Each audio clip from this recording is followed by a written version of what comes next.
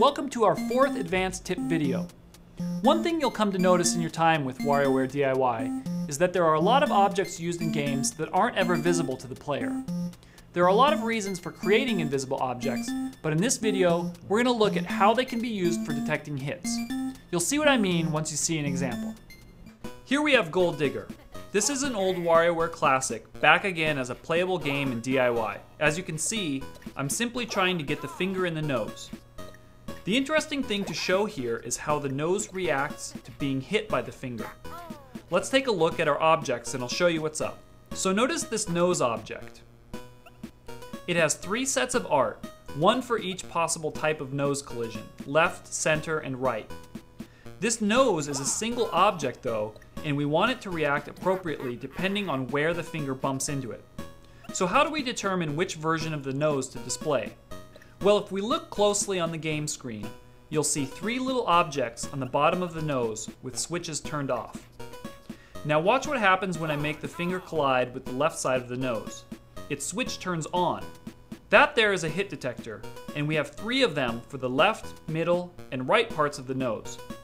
The nose monitors these switches and changes its art accordingly.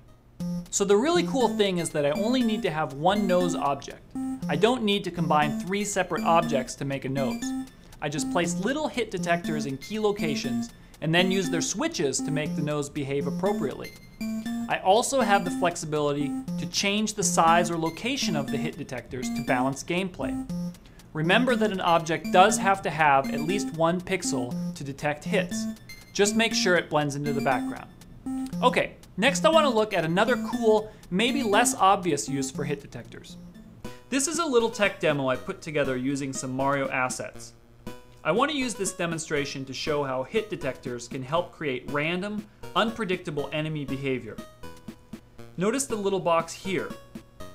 This appears in a random location just off the ground, and when Mario runs into it, the bouncing ball turns into a deadly beast. Now, it's okay to use temporary graphics like this when you're in the prototyping stage. Now I want you to also notice that as soon as I run into the hit detector, it jumps to another random location. This randomness can add suspense and added depth to the gameplay. So the point of this little demo is to show that we don't have to place hit detectors on the enemy. You can place them in different positions around it to dictate its behavior. That concludes our 4th advanced tip video.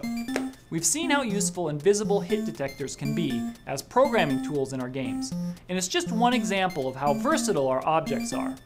You have up to 15 objects per game, and that's a lot of resources for adding flexibility and sophistication to your microgames. I hope you can find your own ways to take advantage of these resources. And remember, you can enter your games into design challenges through the Distribution Center. We look forward to seeing your creations.